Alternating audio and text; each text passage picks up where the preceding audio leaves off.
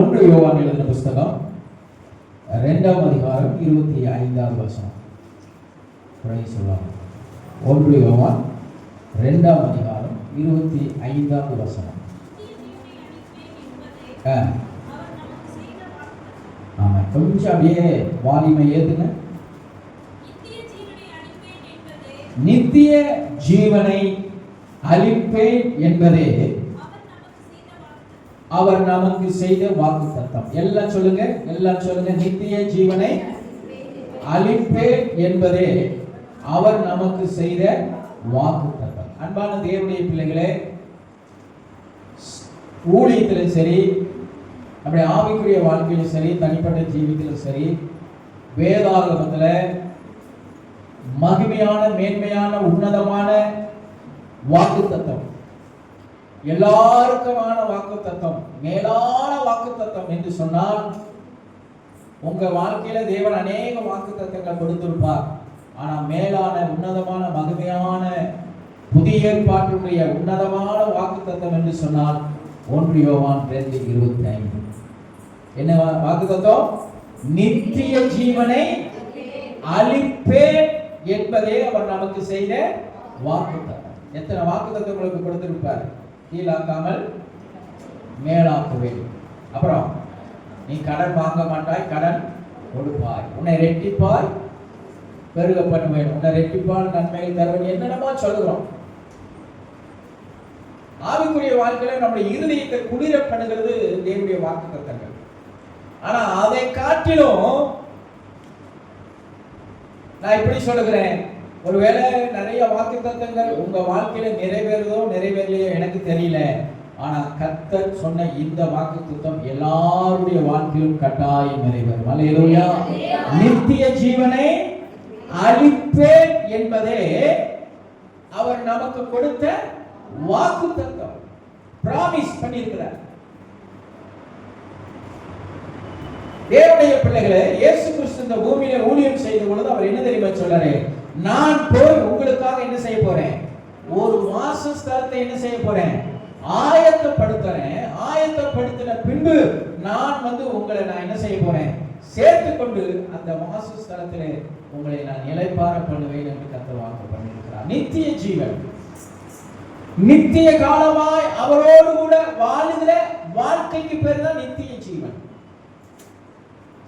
இந்த வாரம் ஒரு பக்கம் விசிட்டிங் போயிருந்தேன். ஒரு அம்மா நல்ல அருமையான கேள்வி கேட்டாங்க. ஐயா, பிதா, குமாரன், பரிசுத்த ஆவியானவர் பத்தி ஒரு சின்ன விளக்கம் கொடுங்க. அவங்க பாரம்பரிய சபையில முதல்ல RCCS இந்த மாதிரி CSA TLC இருந்தவங்க இப்ப ஏதோ ஆண்டவருக்குள்ள வந்துட்டு இருக்காங்க. அப்ப அவங்க ஒரு கேட்டாங்க, ஐயா, பிதா, குமாரன், பரிசுத்த ஆவியானவர் பத்தி கொஞ்சம் விளக்கம் கொடுங்க. அப்படின்னா உட்கார்ந்துக்கிறதுல ஒரு 3/4 மணி நேரம் அதை குறித்து அவங்களுக்கு ஒரு விளக்கம் கொடுங்க. தேவன் நம்மை தூதர்களை குறித்து நம்ம வாசிக்கலாம். தூதர்கள் படைக்கப்பட்டவர்கள்.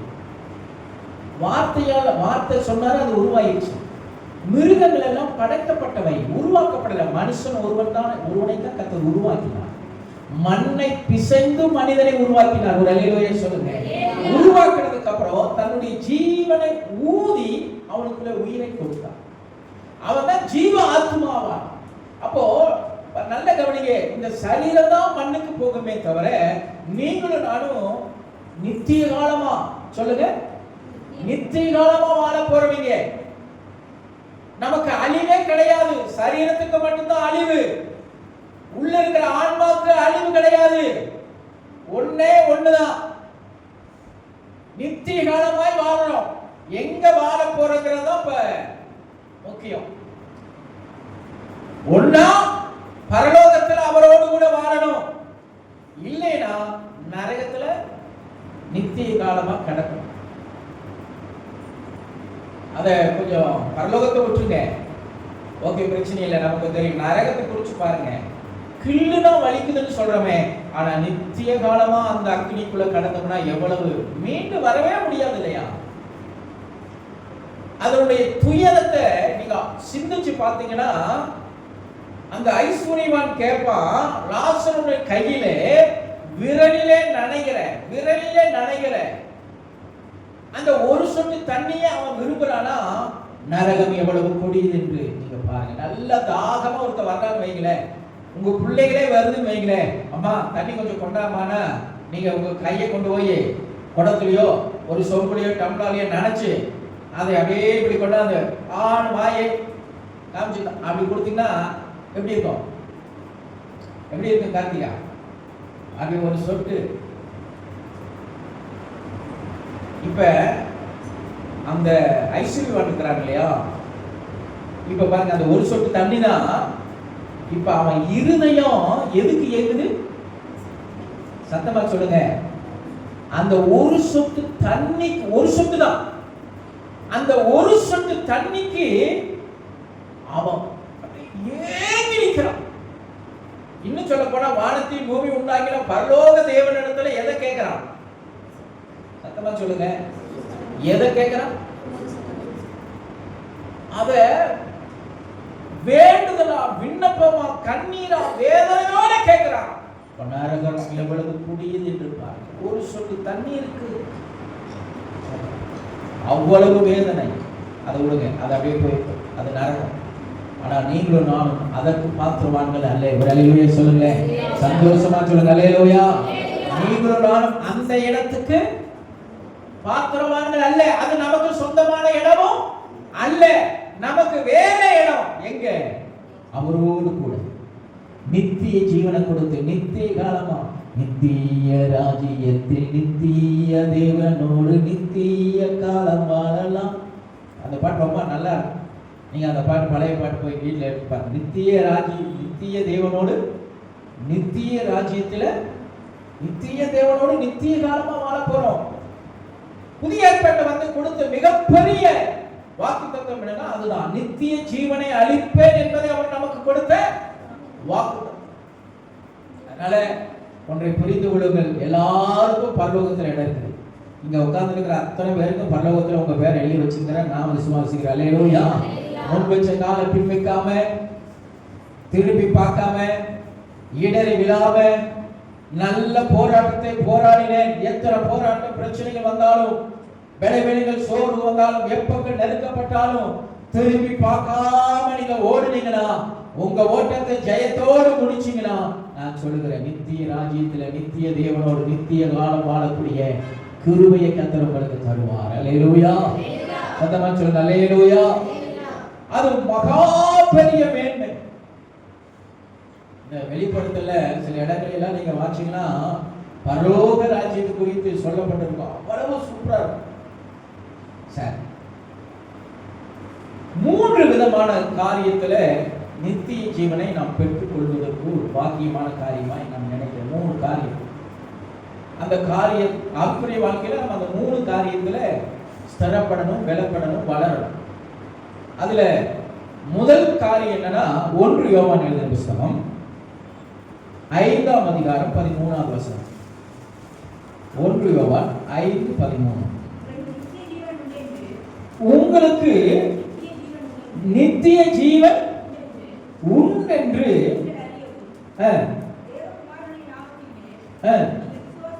முதல் நம்புறீங்களா?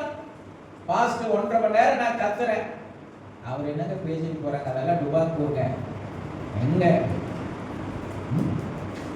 வெந்ததுன்னா விதி செத்துட்டு போ, அவதான வாழ்க்கை அப்படின்னு போறோம். அப்போ இந்த 1 மாசமா என்னன்னு தெரியல, நான் எங்க ஏரியாவில் நிறைய மரணம், வாரத்துக்கு 1, 2 அப்படி போயிட்டே இருக்கு. அப்போ சொன்னாங்க, மனுஷனுடைய வாழ்க்கை என்ன வாழ்க்கை, இன்னைக்கு இருக்கிறா நாளைக்கு இல்லை அப்படின்ட்டு நிறைய மரணம் வந்துட்டே இருக்கு. ஸ்தோத்திரம். முதல்ல உங்களுக்கு நம்பிக்கை இருக்கா? இந்த வசனத்தை பாருங்க, உங்களுக்கு நித்திய ஜீவன் உண்டென்று நீ இருக்குன்னு உங்களுக்கு தெரியுமா? ஏசப்பாவோட நித்திய காலமா அவரோடு கூட வாழ போறீங்கன்னு உங்களுக்கு தெரியுமா? பரலோகத்துல உங்களுக்கு ஒரு வீடு இருக்குதுன்னு தெரியுமா? இந்த வசனம் சொல்லுது, உங்களுக்கு யாருக்கு யாருக்கு உங்களுக்கு நித்திய ஜீவன் உண்டென்று நீங்கள் அறியவும் தேவனுடைய குமாரனுடைய நாமத்தின் மேல் நீங்கள் விசுவாசமாய் இருக்கவும், தேவகுமாரனுடைய நாமத்தின் மேல் விசுவாசமாய் இருக்கிற உங்களுக்கு இவைகளை எழுதுகிறேன். அல்லேலூயா. சுருக்கமாக 13ஆம் வசனத்துடைய சுருக்கம் என்னன்னா, தேவகுமாரனாகிய இயேசு கிறிஸ்துவை விசுவாசிக்கிறவனுக்கு நித்திய ஜீவன். அல்லேலூயா. முத யாருக்கு நித்திய ஜீவனுங்க? இயேசு கிறிஸ்துவை விசுவாசிக்கிறவனுக்கு நித்திய ஜீவன். அழகா சொல்லுவாங்க, பின்னாடி அதை உங்களுக்கு சொல்லுகிறேன். இயேசுவை இப்ப நீங்க தான் இயேசுவை விசுவாசிக்கிறீங்க நினைக்கிறீங்களா? உங்களை விட அதிகமா பிசாசு என்ன செய்யுது?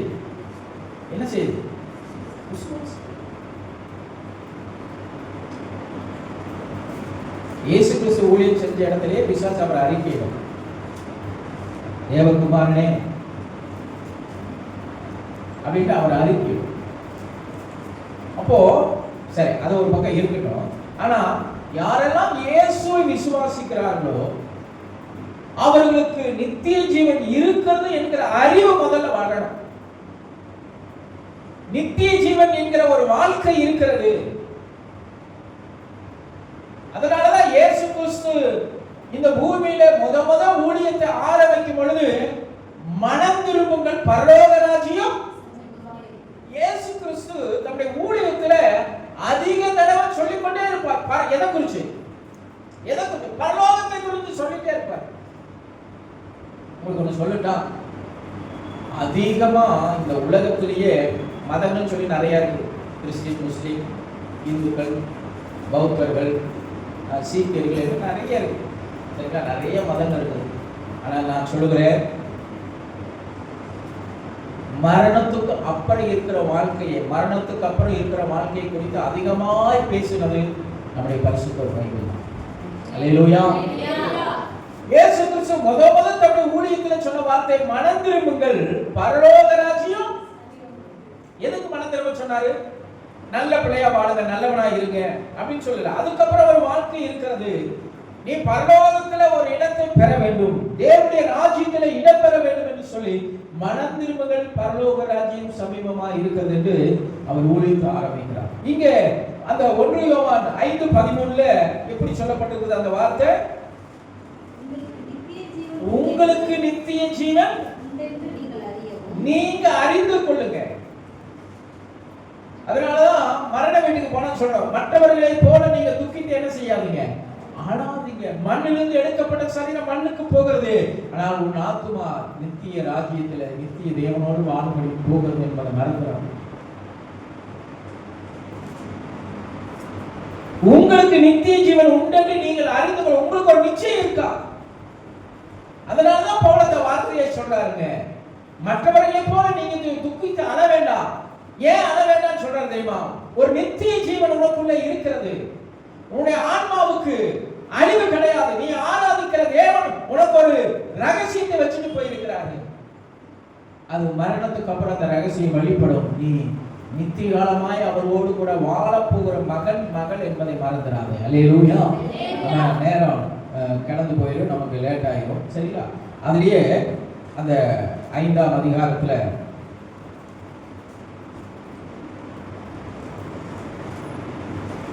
11 13 வாசிங்க. தேவன் நமக்கு எதை தந்திருக்கிறாரு? நித்திய ஜீவனை தந்திருக்கிறார். அந்த ஜீவன் இப்ப ஏன் ஆண்டவரை விசுவாசித்து அவனுக்கு நித்திய ஜீவன் உண்டாகிறது அப்படின்னா, நித்திய ஜீவன் அப்படின்னா முதல்ல நீங்க புரிஞ்சுக்கணும். உங்களுக்கு ஒன்று சுருக்கமா சொல்லுகிறேன். நித்திய ஜீவன்னா யாரு? நித்திய ஜீவன் யாருக்குரியது? ஏசப்பாவுக்குரியது. ஒரு அல்லேலூயா சொல்லுங்களேன். நமக்கு இல்ல நித்திய ஜீவன். உண்மையை சொல்லப்போனா நித்திய ஜீவனாய் நித்திய காலமாய் தொடக்கமும் முடிவும் இல்லாதவராய் வாழ்ந்து கொண்டிருக்கிற ஒரே ஒரு தேவன் நம்முடைய ஆண்டவராகிய இயேசு கிறிஸ்து. அல்லேலூயா. இந்த வசனத்துல தெளிவா சொல்ல பாருங்க, தேவன் நமக்கு நித்திய ஜீவனை இப்ப நமக்கு கொடுத்திருக்கிறார். நம்ம நித்திய ஜீவனுக்குரியவர்கள் அல்ல, நாம் பெற்றுக்கொண்டவர்கள். புரியுதா உங்களுக்கு? நித்திய ஜீவனை நீங்களும் நானும் பெற்றுக்கொண்டவர்கள். அப்புறம் நமக்கு முன்னாடி என்ன கிடையாது, நமக்கு என்ன கிடையாது, நம்முடைய நித்திய ஜீவன் இல்ல, நாம அதை அவர் கொடுத்திருக்கிறார். புரிஞ்சுக்குங்க. அந்த வசனம், தேவன் நமக்கு நித்திய ஜீவனை தந்திருக்கிறார்.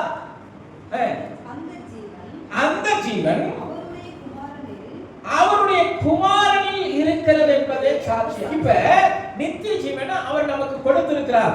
எங்கிருந்து கொடுக்கிறார்னா, இயேசு கிறிஸ்து தான் நித்திய ஜீவன். அவருக்குள்ளதான் நித்திய ஜீவன் இருக்கிறது. பாருங்க, உங்களுக்கு மறுபடியும் சொல்றேன், இந்த உலகத்துல பிறந்த அத்தனை பேரும் சாகணும், செத்துதான் ஆகணும். எவ்வளவு பெரிய பரிசுத்தவானா இருந்தாலும் செத்துதான் ஆகணும், துன்மார்க்கனாலும் செத்துதான் ஆகணும். ஆனா இயேசு கிறிஸ்து மட்டும் மரித்து மூன்றாம் நாள் என்ன செஞ்சாரு? உயிரோடு எழும்பினார். மரணம் அவரை ஆண்டு கொள்ள முடியவில்லை. காரணம், அவர் மரணத்துக்குரியவர் அல்ல. இப்ப நீங்க அவ பாத்தீங்கன்னா, கல்வாரி சிலுவையில அவரை அடிச்சாங்க,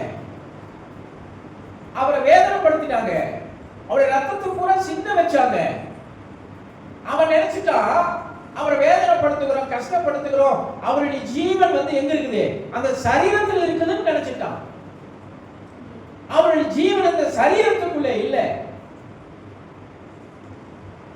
அவர் மாம்சமாகி வந்தவர்.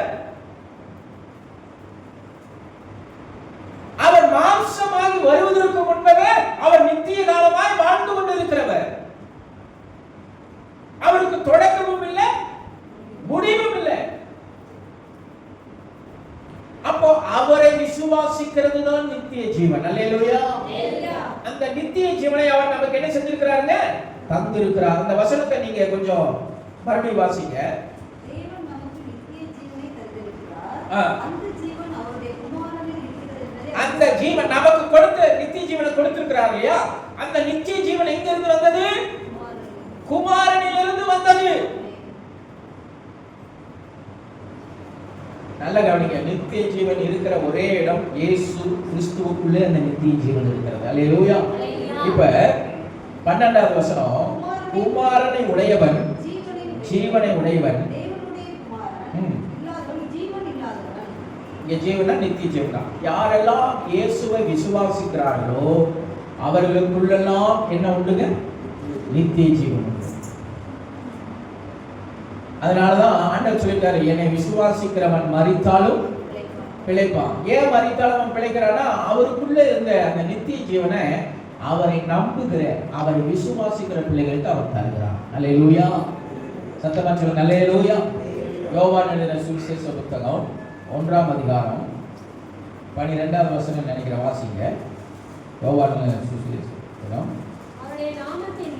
அவருடைய நாமத்தின் மேல் அவரை ஏற்றுக்கொண்டவர்கள் அத்தனை பேர்களும் தேவனுடைய பிள்ளைகளாகும்படி. அப்ப அவரை விசுவாசிக்கிறவர்கள், அவரே ஜீவனுள்ள தேவனுடைய குமாரன், அவரை தவிர வேறொரு தேவன் இல்லை என்று யாரெல்லாம் விசுவாசிக்கிறார்களோ அவர்கள் எல்லாம் தேவனுடைய பிள்ளைகள் ஆகிறார்கள். யாரெல்லாம் தேவனுடைய பிள்ளைகள் ஆகிறார்களோ அவர்களுக்கெல்லாம் தேவன் நித்திய ஜீவனை தருகிறார். அல்லேலூயா. சத்தமா சொல்லுங்க, அல்லேலூயா. முதல் காரியம், யார் அவரை விசுவாசிக்கிறார்களோ அவர்களுக்கு தேவன் நித்திய ஜீவனை அளிப்பார். இங்க பாருங்க, ஜாதி கிடையாது, மதம் கிடையாது, உயர்ந்தவன் தாழ்ந்தவன் கிடையாது, ஏழை பணக்காரன் கிடையாது, எதுவுமே கிடையாது. அவரை பார்த்து, நீ ஜீவனுள்ள தேவனுடைய குமாரன் என்று நான் விசுவாசிக்கிறேன், நம்புகிறேன்னு சொன்னார். நான் உங்களை நம்புறப்பா, நீர்தான் தேவன், நீர்தான் குமாரன், நீர்தான் பரலோகத்திலிருந்து இறங்கி வந்த தேவகுமாரன் என்று விசுவாசிச்சா போதும், அவனுக்குள்ள கர்த்தர் நித்திய ஜீவனை கொடுக்க அவர் சித்தமுள்ளவராக இருக்கிறார். அல்லேலூயா. சத்தமா சொல்லுங்க, அல்லேலூயா. அவன் யோவான் எழுதின சுவிசேஷ புத்தகம் 6ஆம் அதிகாரம் 47வது வசனம் வாசிங்க.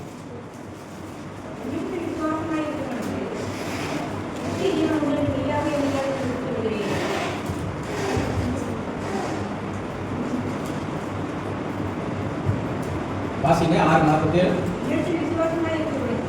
என்னிடத்தில் விசுவாசமாய் இருக்கிறவனுக்கு நித்திய ஜீவன் உண்டென்று எப்படி சொல்லுகிறார்? மெய்யாகவே மெய்யாகவே நான் என்ன சொல்றேன் சொல்லுகிறேன். விசுவாசம் ரொம்ப முக்கியங்க. அதனாலதான் நமக்கு பேரே என்னங்க? விசுவாசிங்க. அங்க சொல்கிறார், என்னிடத்தில் விசுவாசமாய் இருக்க நித்திய ஜீவன் உண்டு என்று மெய்யாகவே மெய்யாகவே உங்களுக்கு ரொம்ப முக்கியம். அந்த வசனம் முடிச்ச உடனே அடுத்தது என்ன சொல்றாரு? ஜீவ அப்பம். ஓகே, நாம எதுக்கு அப்பத்தையும் திராட்சை ரசத்தையும் பானம் பண்ணுறோம்? பசிதா. நான் கொடுக்குற அந்த அப்பமும் திராட்சை ரசமும் உங்களுக்கு பசியை போக்குமா? என்ன லாவண்யா சொல்லுமா? நம்ம உருட்டுற ஆளாச்ச. எனக்கு தெரிஞ்ச ஒரு விசுவாசுடைய அப்பா இவ்வளவு பெரிய உருண்டை பிடிப்பார். ஒரு ஒரு சாப்பாடு உருண்டை எப்படி வாய்க்குள்ள போடுவார்னா ஆச்சரியம். ஒரே வாயில போட்டுருவார், அப்படிதான் சாப்பிடுவார். நம்மள மாதிரி பிணைஞ்சு அவர் உருண்டை பிடிச்சி தான் சாப்பிடுவார். ஏன் அதுக்கு அடுத்த வசனம் ஜீவ அப்பம் நானேன்னு சொன்னார் தெரியுமா? நீங்க சாப்பிடுறீங்களா அந்த அப்பம், நீங்க குடிக்கிறீங்களா அந்த திராட்சை ரசம், அவருடைய ரத்தம், அவருடைய அப்பம். அதுக்குள்ள என்ன இருக்கு தெரியுமா? ஜீவன் இருக்கிறது. அந்த என்ன ஜீவன்? நித்திய ஜீவன் இருக்கிறது. அல்லேலூயா. அதை விசுவாசித்து யாரெல்லாம் பானம் பண்ணுகிறார்களோ அவர்களுக்குள்ளே ஜீவன் உண்டாகும். அல்லேலூயா. பாருங்க, கீழே வாசித்தீங்கன்னா 54ல என் மாம்சத்தை புசித்து என் ரத்தத்தை பானம் பண்ணுகிறவனுக்கு. உண்மையாலுமே மாம்சமும் ரத்தமா குடிக்கிறோம். சிலர் அறியாத மூடர்கள் சிலர் சொல்லுவாங்க, சர்ச்சுக்கு போனேன்னா ரத்தம் குடிக்கணும், சர்ச்சுக்கு போனேன்னா கறி அந்த அப்ப சாப்பிடணும், அதை கூட ஓகே, ரத்தம் குடிக்கணும். அது வேற சிவப்பா வேற இருக்கா? அங்க சொல்ற அது அப்பம் அல்ல, அவருடைய சரீரம். அது ரத்தம் அல்ல, அந்த அது திராட்சை ரசம் அல்ல, அது தேவனுடைய ரத்தம். இப்ப ரைட் தான், அதை விசுவாசித்து பருகிறோம் பாருங்க, அதுதான் முக்கியம். அல்லேலூயா.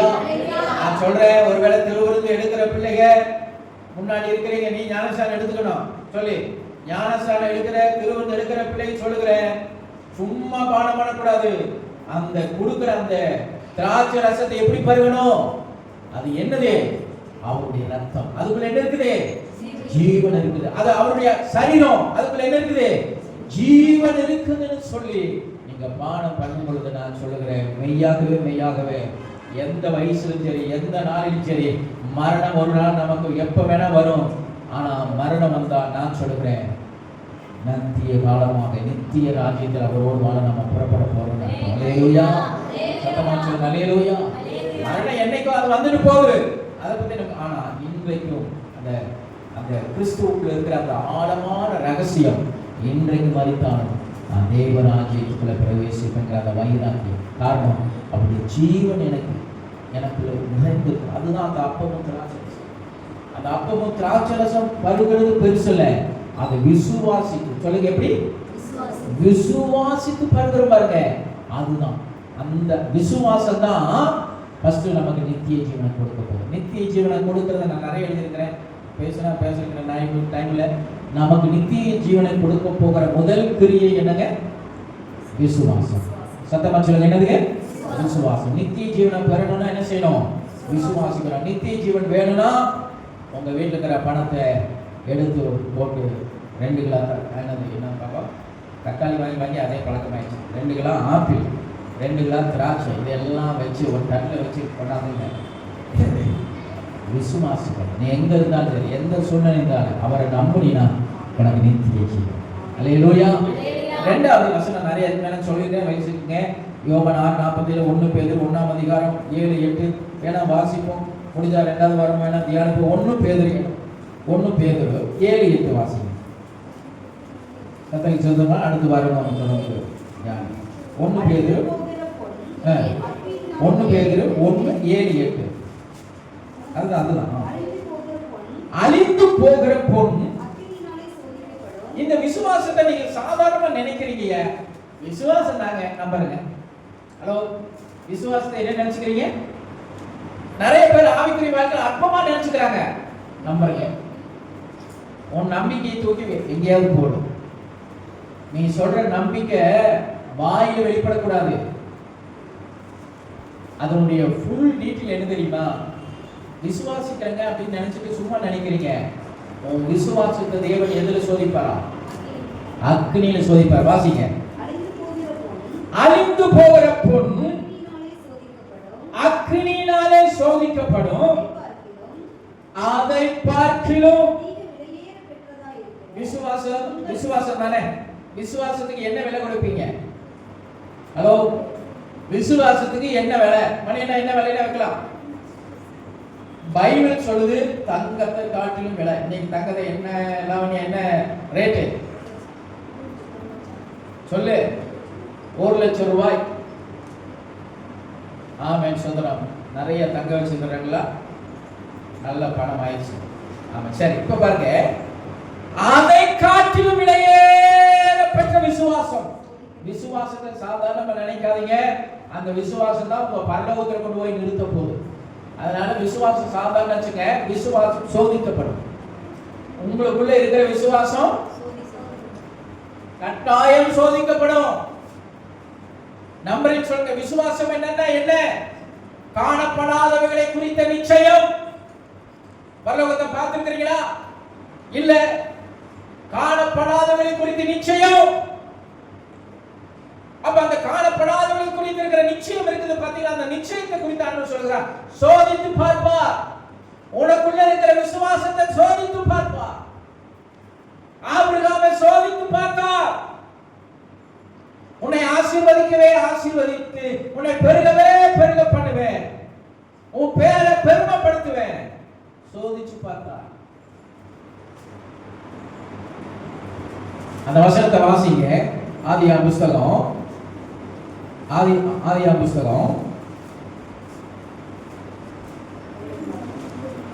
22ஆம் அதிகாரம் 2வது வசனம். ஆதியாகமம் 22:2.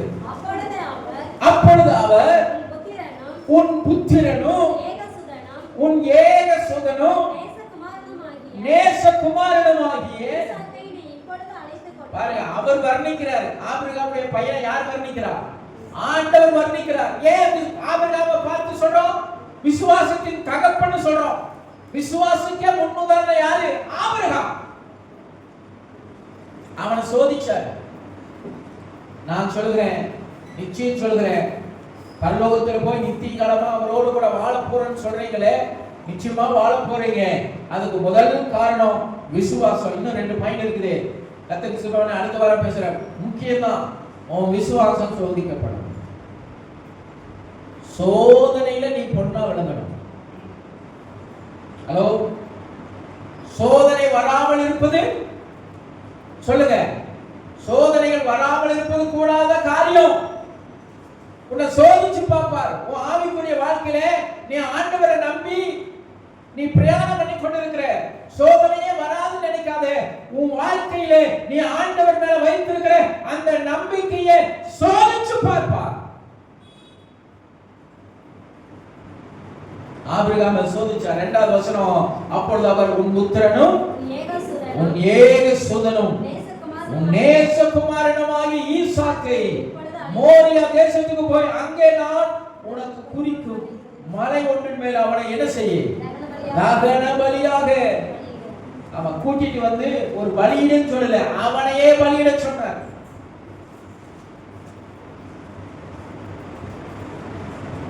பதினாறாவது வசனம்.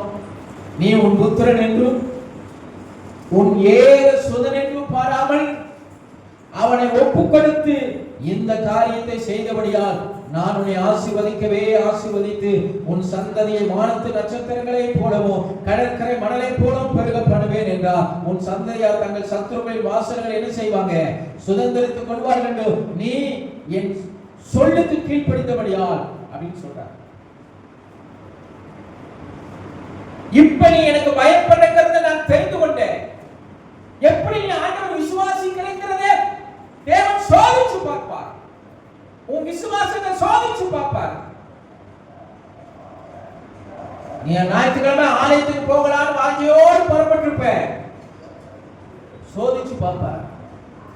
நீ ஆண்டவருக்கு கொடுக்கலான்னு ஒரு தசம பாகத்தை எடுத்து நீ பைபிளுக்குள்ள சொருகி வைப்ப, ஒருத்தர் வந்து உன் வாசல்ல நிற்பான். ஐயோ மறந்துட்டனே, நான் உங்களை மறந்துட்டனே, கொடுக்கறதுக்கு இல்லையே, என்ன பண்றது, வேற வழி இல்லை. சரி, சொருகிறது என்ன செய்வோம்? உருவிடுவோம். சோதிச்சு பார்ப்போம். ஆவிக்குரிய பிரயாணத்துல தேவன் உன் விசுவாசத்தை சோதிச்சு பார்ப்பார். நீ சோதனைகளை ஜெயிக்கணும். நித்திய ஜீவனை சுதந்திரிக்கணும்னா சோதனையில என்ன செய்யணுங்க? சத்தமா சொல்லுங்க. இது வாழ்க்கையில வருகிற சோதனை அல்ல, இது ஒரு பரீட்சை. ஸ்கூல்ல பிள்ளைகள் படிச்சிருக்கிறாங்களான்னு தெரிஞ்சுக்க ஒரு பரீட்சை. இனி அடுத்த வகுப்புக்கு போவதற்கு அவர்கள் தகுதியானவர்களா என்ற ஒரு பரீட்சை. எங்க பரலோகத்துல போய் நித்திய காலமாய் அவரோடு கூட வாழ போறீங்களே, அதுக்கு நீங்க தகுதியானவங்களான்னு ஆண்டவர் பார்க்கறதுல என்ன தப்பு? வேலைக்கு ஆள் எடுக்கிறாங்க, தகுதி இல்லாதவங்கள எடுக்கிறாங்க. எந்தெந்த வேலைக்கு எடுக்கிறாங்களோ அந்தந்த வேலைக்கு அவர்கள் தகுதி உள்ளவர்களா என்று எதிர்பார்த்து தான் எடுக்கிறாங்க. நித்திய ராஜ்யத்துல நித்திய தேவனோடு நித்திய காலமா வாழ போறீங்களே, அவரோடு அவருடைய பிரசன்னத்துல அவருடைய மகிமையிலே இந்த பரலோக ராஜ்யத்துல வாழ போறீங்களே, நித்திய காலமா வாழ போறீங்களே, அந்த வாழ்க்கைக்கு நீங்கள் தகுதியானவர்களா என்பதை உன் வாழ்க்கையில நீ சொன்ன வாயில அறிக்கையிட்டு என் ஆண்டவரை நம்புகிறேன் சொல்லுங்க. அந்த நம்பிக்கை எப்படிப்பட்டது, நீ ஆண்டவர் மேல வைத்திருக்கிற நம்பிக்கை எப்படிப்பட்டது என்பதை அவர் சோதித்து அறியணுமா அறியக்கூடாதா? சத்தமா சொல்லுங்க. கட்டாயம் அவர் அறிவார். வாசிங்க 1 பேதுரு 7 அப்புறம் 8. நல்லா நீங்க அழிந்து போகிற பொன் அக்கினியினாலே சோதிக்கப்படும். அதை பார்க்கணும். உன் வாழ்க்கையில நீங்க மாட்டிருக்கிற, காதுல மாட்டிருக்கிற, கழுத்துல போட்டிருக்கிற நகை பெருசு இல்ல. ஆண்டவருடைய பார்வையில நீ மாட்டிருக்கிற பார்வை திருடனுக்கு வேணா 1 லட்சம் ரூபாவா தெரியும். ஏன்னா ஆண்டவருக்கு அது ஒண்ணுமே இல்லை. அது ஒரு மண்ணுல ஒண்ணுதான் தங்கம். மண்ணுலதான் தங்கம், அந்த வெள்ளி, வெண்கலம், இரும்பு எல்லாம் வருது. அதுல ஒண்ணுதான் என்னது? மண் ஐட்டத்துல மண்ணுல ஒரு பங்கு என்னது? தங்கம். சரிங்களா? கல்லுல ஒண்ணுதான் வச்சிருக்கணும். அதெல்லாம் ஒரு கல்லுல ஒரு பகுதி. ஆண்டவருக்கு அதெல்லாம் பெருசு இல்லை. உன் இருதயத்துக்குள்ள இருக்கிற விசுவாசம் ஆண்டவருடைய. ஹல்லேலூயா. உன் விசுவாசம் எனக்கு தெரியாது. உன்னுடைய உங்களுக்குள்ள இருக்கிற விசுவாசம் எப்படிப்பட்டதுன்னு எனக்கு தெரியாது. ஞானஸ்தானம் எடுத்து கொடுக்குறோம். இங்கே போகும்போது கேட்பேன் சொல்லிருமா? 2000 வருஷத்துக்கு முன்னாடி வந்து ஆண்டவர் விசுவாசிக்கிறான். விசுவாசிக்கிறேன். எங்க முன்னாடி தலையாட்டியில நாங்களே என்ன பண்ணிடுறோம்? மூக்கி எடுத்துறோம். ஆனா தலையாட்டின உடனே அவர் ஒருத்தர் சோதிச்சு பார்ப்போம். உன் வாழ்க்கையில வருகிற சில பிரச்சனை போராட்டங்களில் எல்லாம் நீ எந்த அளவுக்கு என் மேல பற்றுதலா இருக்கிற, நம்பிக்கையா இருக்கிற, வைராக்கியமா இருக்கிற, இந்த தேவ ராஜ்யத்தை சுதந்திரிக்கிறதுக்கு நீ பாத்திரமானா இருக்கிறாயா என்பதை நீ நிலைத்து இருக்கிறதுல, தேவனோடு கூட ஐக்கியமா இருக்கிறதுல, அவரோடு கூட பல காரியத்துல. யோபு சொன்னால அவர் என்னை கொண்டு கொண்டாலும், சத்தமா சொல்லுங்க, அவர் என்னை வேற சொல்லல, அவர் என்னை கொண்டு கொண்டாலும் அவர் மேல எப்படி இருப்பேன்? நம்பிக்கையா இருப்பேன். பாருங்க, வாசிங்க அந்த வசனம் 7ல, அதை பார்க்கிலும் அதிக விலையேறப்பட்டிருக்கிற உங்கள் விசுவாசம் சோதிக்கப்பட்டு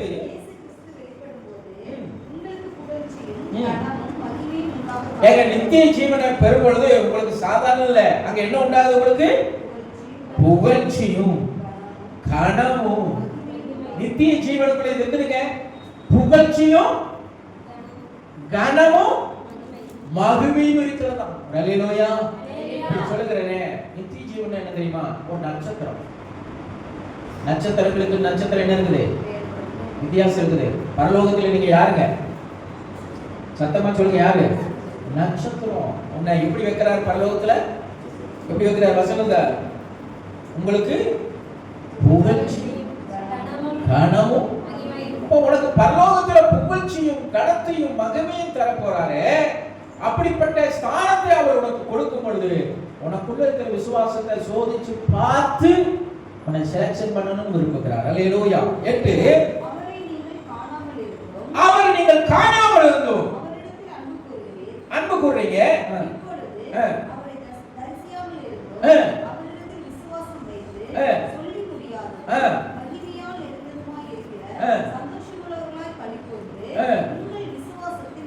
உங்கள் விசுவாசத்தின் பலனாகிய ஆத்தும ரட்சிப்பை அடைகிறீர்கள். அல்லேலூயா. சத்தமா சொல்லுங்க, அல்லேலூயா. விசுவாசத்துல நிலைத்து நின்றீங்கன்னா அதனுடைய பலன் என்ன தெரியுமா? ஆத்தும ரட்சிப்பு.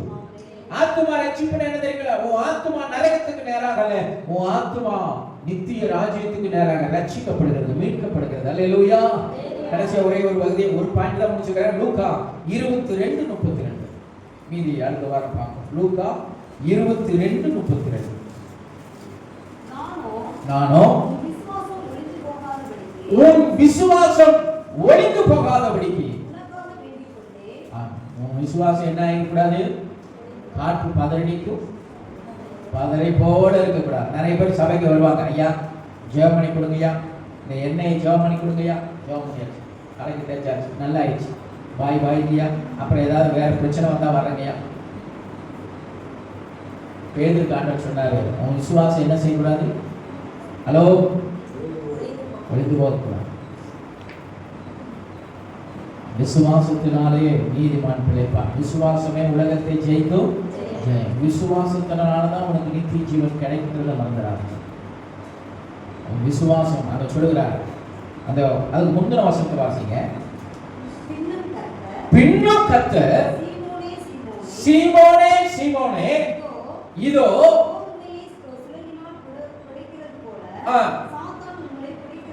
சாத்தான் உன்னை ஒரு பெரிய சோதனைக்கு உட்படுத்த தீர்மானித்துச்சுன்னா சொல்லுங்க. நானோ ஆமா என்ன போயிடக்கூடாது. பிசாசு அவனை ஒரு குழுக்கோன்னு முடிவு பண்ணிட்டான். ஆண்டவர் என்ன பண்ணார்? நீ என்ன வேணா குளிக்க, நான் அவனுக்காக ஒரு பிரேயர் பண்றேன். அவனுக்குள்ள இருக்கிற அந்த விசுவாசம் குறையக்கூடாது, நம்பிக்கை குறையக்கூடாது. அவனுக்கு சோதனை வந்தது, உங்களுக்கு என்ன சோதனையும் தெரியும், கொஞ்சம் தடுமாறுனா. ஆனா அவனுக்குள்ள இருந்த அந்த விசுவாசம் டக்குன்னு என்ன செஞ்சது? வெலை நடந்தது. அவன் நோக்கி பார்த்தான், மனங்கசந்து அழுதான், மீண்டும் விசுவாசத்துல பலப்பட்டான். ஒரே பிரசத்துல 3000 பேர் ரட்சிக்கப்பட்டாங்க. அடுத்த பிரசத்துல 5000 பேர் ரட்சிக்கப்பட்டாங்க. அவன் தான் அப்போஸ்தலர்களுக்கு யாருங்க? அப்போஸ்தலர்களுக்கு யாருங்க? பிரதான அப்போஸ்தலன் சொன்னா பவுல் சொல்லுவாங்க. ஆனா அப்போஸ்தலர்களுக்கு எல்லாம் தலைவனா இருந்தது யாரு? பேதுரு. சீசர்களுக்கு தலைமை பேதுருங்க. ஏன் தெரியுமா? விசுவாசத்துல பலன் நடக்கும். நான் சொல்லுகிறேன், சத்ரு உங்க ஆவிக்குரிய வாழ்க்கையில எதை தொட நினைப்பான்? விசுவாசத்தை குறைக்கணும். கழுத தேஞ்சு ரட்சிக்கப்பட்ட நாட்கள் பயங்கரமா இருப்பாங்க. நீங்க 4 பேர் பாருங்க, அப்படியே விசுவாசத்தை தேஞ்சிட்டே வருவாங்க. கொஞ்சம் கொஞ்சமா அப்புறம் சபைக்கு வரது குறையும். அப்ப அப்படியே கொஞ்சம் கொஞ்சமா குறைஞ்சு அப்படியே காணாம போயிடுவாங்க. தெரியும், விசுவாசத்தை பிசாசு மோசம் போக்க நினைத்தால் அது நித்திய ஜீவனை இழந்து போவதற்கு அடையாளமாய் மாறும் பிசாசுக்கு தெரியும். அதனாலதான் அநேக தேவ பிள்ளைகளுடைய வாழ்க்கையில விசுவாசத்தின் மேல போராடுவான். பிசாசு சொன்ன வார்த்தை என்ன தெரியுமா? யோபுடைய மனைவி சொன்னால, அவன் மனைவிங்கிறதை எடுத்து கொஞ்சம் ஓரம் கட்டிட்டு அவ வாயிலிருந்து பிறந்த அந்த வார்த்தை பிசாசுடைய வார்த்தை. இன்னும் உன்னுடைய தேவன் மேல எப்படி இருக்கிற? எப்படி இருக்கிற? அந்த வசனத்தை வாசிங்க. அது 100% பிசாசுடைய வார்த்தை. அந்த வசனத்தை வாசிங்க. யோபு 1ஆம் அதிகாரம் முடிச்சலாம்.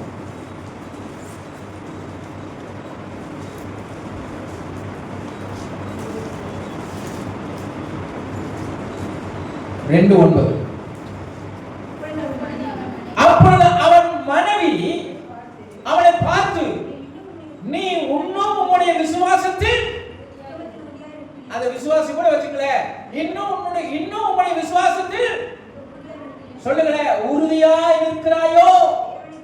இன்னும் சர்ச்சுக்கு போறியா? அவரை நம்பிட்டு இன்னும் சர்ச்சுக்கு போறியா? இன்னும் நடக்க நினைக்கிறியா?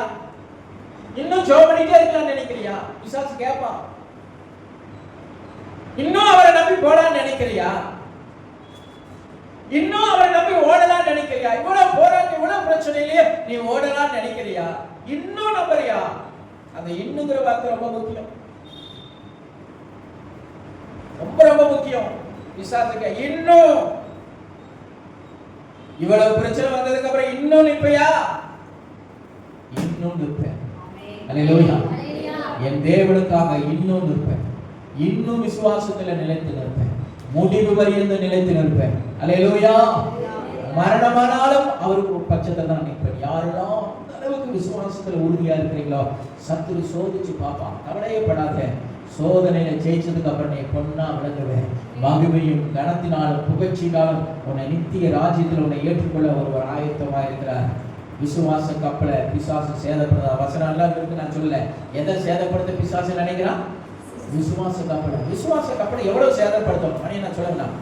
ஒரு அணுகுண்டு போடணுமா கப்பல் மேல? கப்பல் என்ன விழுந்தா போதும்? கப்பல்ல என்ன விழுந்தா போதும்னா சின்ன ஓட்ட விழுந்தா போதும். கொஞ்சம் கொஞ்சமா தெரியாது, கண்ணுக்கே தெரியும். இந்த தவளை நான் யூடியூப்ல பார்த்துருக்கிறேன். தவளைய நீங்க சுடுதண்ணியில போட்டீங்கன்னா டக்குன்னு வெளியே குதிச்சிருமா. அதே தவளைய கவனிங்க, கதை பாப்பா. தவளைய நீங்க பச்சை தண்ணியில எடுத்து போட்டீங்கன்னா குதிக்காது, வெளியே குதிக்காது. சுடுதண்ணிக்குள்ள போட்டீங்கன்னா, கொதிக்கிற தண்ணிக்குள்ள போட்டீங்கன்னா டக்குன்னு அது குதிச்சு வெளியே வந்துடும். ஆனா பிசாசுடைய தந்திரம் என்ன தெரியுமா? சுடுதண்ணியில போடாம எதுல போடுவான்? பச்சை தண்ணியில போட்டு அடுப்பு வச்சிருவான். இந்த பச்சை தண்ணி இருக்குது பாருங்க, கொஞ்சம் கொஞ்சமா என்ன செய்யுது? சூடு ஏறிட்டே இருக்கும், சூடு ஏறிட்டே இருக்கும். இந்த அறிவு கெட்ட தவளைக்கு ஐயோ முதல்ல தண்ணி நல்லா இருந்துச்சு, இப்ப என்ன செஞ்சிருச்சு?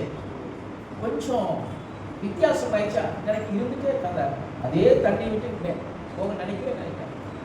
அப்ப இருந்து அந்த குளிர்ச்சியான தண்ணியை நினைச்சிட்டே இருக்கு. கொஞ்சம் கொஞ்சமா சூடு ஏறி கொஞ்சம் கொஞ்சமா போய் தவளை அப்படியே செத்து.